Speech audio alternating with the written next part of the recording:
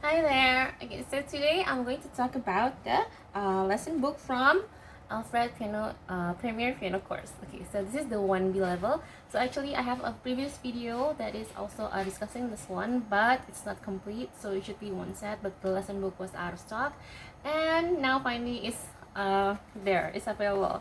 So it's an Excel just got it. Okay, so the first page here is your overview of what you're going to learn from this book. And the next one is your forward and your index here. And directly to the next page is your music theory review. Okay, so if you notice from Piano Adventures 1, they also have something like this. So they have this review of music theory first, and the next one directly they will start with your lesson. Okay, but in the Piano Adventures lesson 1, it's actually still reviewing, and you have also a review song before you start your lesson. Okay, so as you can see here, they have a duet parts here. Alright, so they have a lot of duet parts for your for this book, for your lessons. See, and they also have like a preview here of the technical exercise to help you play the song for tight notes. This one, and what else? Mostly they tell you like the position, new position, and how you're going to practice it, and the counting, the rhythm counting. Actually, you also have it in like Piano Adventure also have something like this. So the concept is introduced to you, and they put in the like the upper part there, so you understand new concepts. And for this book, they have a lot of change of position already, so they introduce you to different finger positions and different fingering. So we have to watch out for that because it's kind of tricky sometimes. Sometimes the kids just want to go back to the C position, you know, but sometimes they like forgot that they're already on a different position.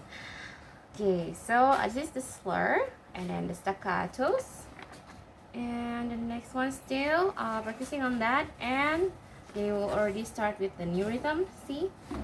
And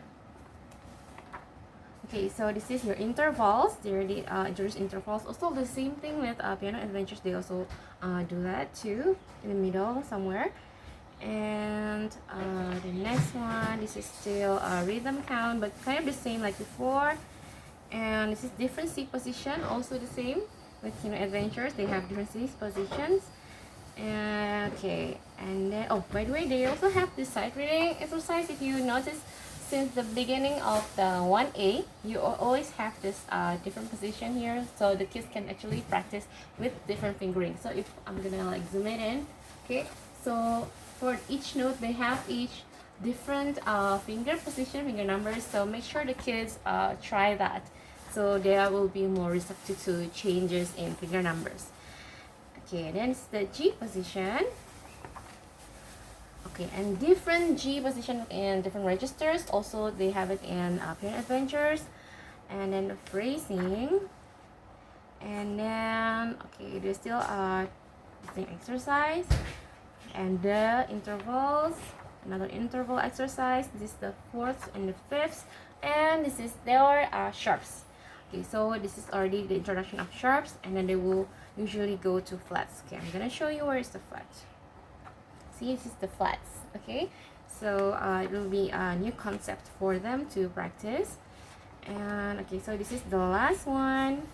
This is also flats and sharps actually being combined. So if you see, this one is flat and this part is sharp.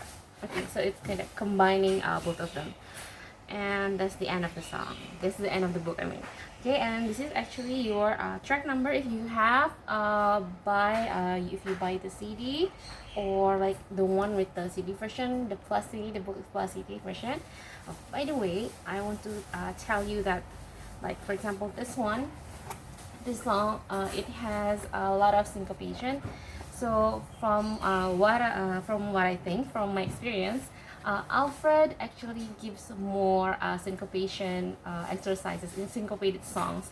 So it's a bit harder for kids from the start, but actually it will be like easier as you go on to the next level, because they already know like different rhythms, like ta ta ta, because it's kind of not common when you do it like in your basic grade.